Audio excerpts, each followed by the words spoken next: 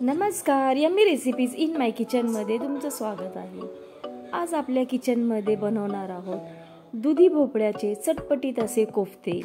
तर मग वळूया आपल्या किचनकडे आणि रेसिपीला सुरुवात करूया। कोफ्ते करण्यासाठी मी अर्धा किलो दुधी भोपळा घेतला आहे आणि त्यावरील साली काढून टाकलेल्या आहेत। आता दुधी भोपळा आपल्याला जाडसर किसून घ्यायचा आहे। किसणीमध्ये जे मोठे होल असतात त्या बाजूने आपण भोपळा किसून घेऊयात। या प्रकारे मी सर्व भोपळा किसून घेतलेला आहे। आता भोपळ्यातील पाणी पूर्णपणे काढून टाकायचं आहे। जर पाणी नाही काढले तर त्यामध्ये बेसन पीठ भरपूर प्रमाणात लागेल आणि कोफ्त्याला पूर्णपणे पिठाची चव लागेल। तर यासाठी मी एक सुती रुमाल घेतलेला आहे आणि त्यामध्ये भोपळ्याचा किस घालून तो पूर्णपणे पिळून घेणार आहे। रुमालामुळे भोपळ्यातील पाणी काढायला खूप सोपे जाते, नाही तर तुम्ही हातानेही पिळून घेऊ शकता, पण त्यातील पाणी पूर्णपणे निघत नाही।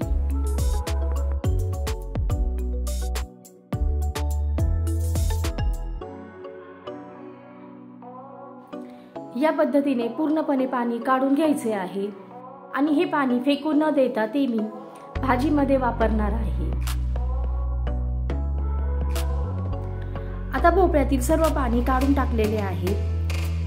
आता भोपळ्याचा किस एका ताटामध्ये घेऊन त्यामध्ये मी 1 चमचा आलं लसूण हिरवी मिरचीचा ठेचा घातलेला आहे आणि अर्धा चमचा हळद, 1 चमचा धने जिरे पावडर, 1 चमचा लाल तिखट आणि अर्धा चमचा ओवा हाताने कुस्करून घालायचा आहे।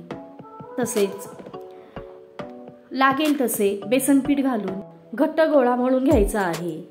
यामध्ये पाण्याचा अजिबात वापर करायचा नाही। पहिल्यांदा मी 4 मोठे चमचे पीठ घातलेले आहे आणि नंतर लागल्यास 1-2 चमचे पिठाचे प्रमाण वाढवायचे आहे। चमच्याने पूर्ण पदार्थ मिक्स केलेले आहेत आणि हाताने मळून घेतलेले आहे। आता मला जरा ते थोडे पातळ वाटले, त्यामुळे मी त्यामध्ये आता 1 चमचा मीठ घालायचा आहे, कारण अगोदर घातले असते तर भोपळ्याच्या किसाला आणखीन पाणी सुटले असते आणि बेसन पीठही भरपूर लागले असते। त्यामुळे पीठ घट्ट मळून झाल्यानंतरच त्यामध्ये 1 चमचा मीठ घातलेले आहे। आता पीठ आपले छान मळून झालेले आहे। आता त्याचे आपण हव्या त्या आकारामध्ये कोफ्ते तयार करून घेऊयात। मी लांबट गोल आकार दिलेला आहे, तुम्ही तुमच्या आवडीप्रमाणे गोल आकारही देऊ शकता।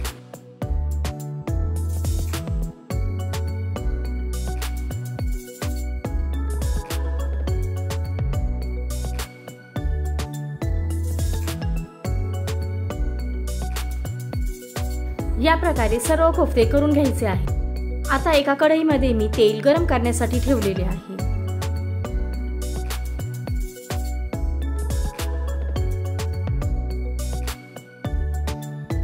कोफ्ते तळून होईपर्यंत आपण ग्रेव्हीची तयारी करून घेऊयात। त्यासाठी मी इथे 3 मोठे टोमॅटो, 2 मोठे कांदे, अर्धा इंच आलं आणि 10 ते 12 लसूण पाकळ्या घेतलेल्या आहेत। मध्ये मध्ये कोफ्ते पलटवून घ्यायचे आहेत, नाहीतर ते करपण्याची शक्यता असते।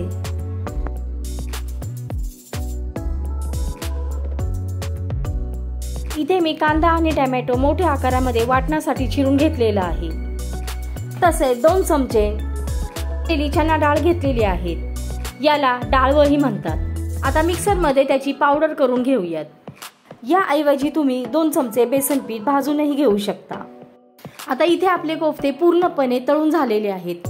आता ते एका प्लेटमध्ये काढून घेऊयात।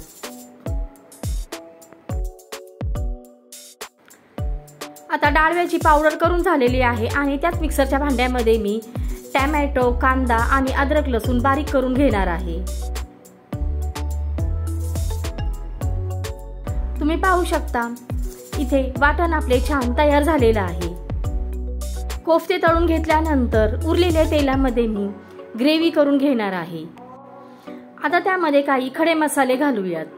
त्यासाठी 3 वेलदोडे, 2 दालचिनीचे तुकडे, 1 मोठी वेलची, 2 तमालपत्र, 1 लाल मिरची आणि 3 लवंगा घातलेले आहे। आता मसाले थोडे लाल झाल्यानंतर त्यामध्ये कांदा टोमॅटोचं वाटण घालूयात। आता यातील कच्चेपणा जाईपर्यंत हे वाटण व्यवस्थित परतून घ्यायचं आहे।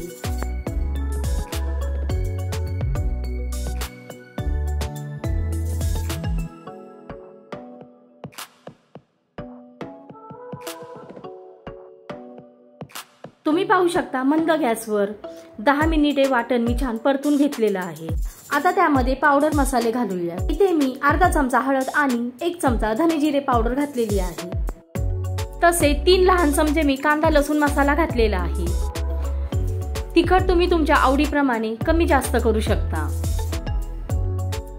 आता सर्व जिन्नस एकत्र करून घ्यायचे आहेत।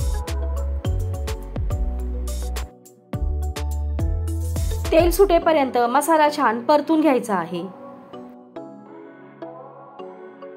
तुम्ही पाहू शकता मसाल्यातील तेल छान वेगळे झालेले आहे।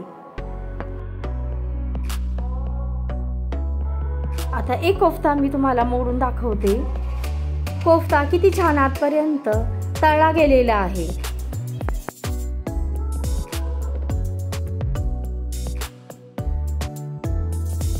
आता परतलेल्या वाटणामध्ये डाळव्याची पावडर घालायची आहे आणि तीही वाटणामध्ये छान एकजीव करून घ्यायची आहे। त्यामुळे ग्रेव्हीला छान घट्टपणा येतो।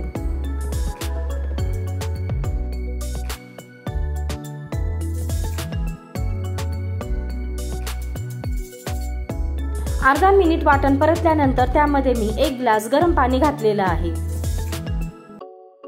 आता पाण्यामध्ये मसाल्यातील गुठळ्या मोडून घ्यायच्या आहेत। जर एकदम पाणी घातले तर मसाल्याच्या गुठळ्या तशाच राहतात। तुम्ही पाहू शकता छान मऊ पेस्ट तयार झालेली आहे। आता त्यामध्ये मी भोपळ्याचे जे उरलेले पाणी होते ते घातलेले आहे।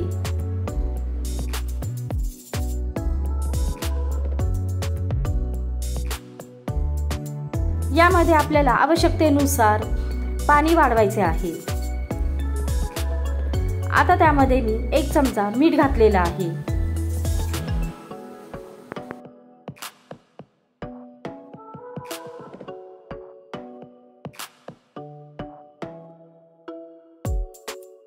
आता 3 ते 4 मिनिटांसाठी झाकण ठेवून ग्रेव्हीला उकळी काढून घेऊयात।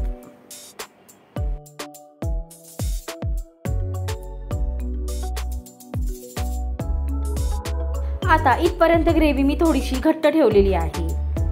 आता गॅस बंद करून घ्यायचा आहे आणि त्यानंतरच त्यामध्ये कोफ्ते घालायचे आहेत। तुम्हाला हवे असल्यास तुम्ही जेवताना कोफ्ते घेऊन त्यावरती ग्रेव्ही घेतली तरीही चालेल।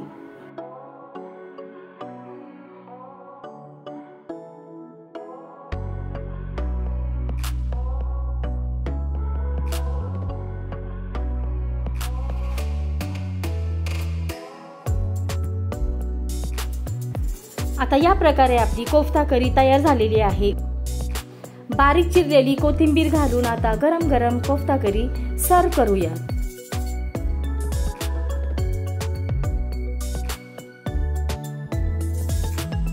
तुम्हाला माझी रेसिपी कशी वाटली हे कमेंटमध्ये नक्की सांगा। रेसिपी पूर्णपणे पाहिल्याबद्दल मनपूर्वक धन्यवाद।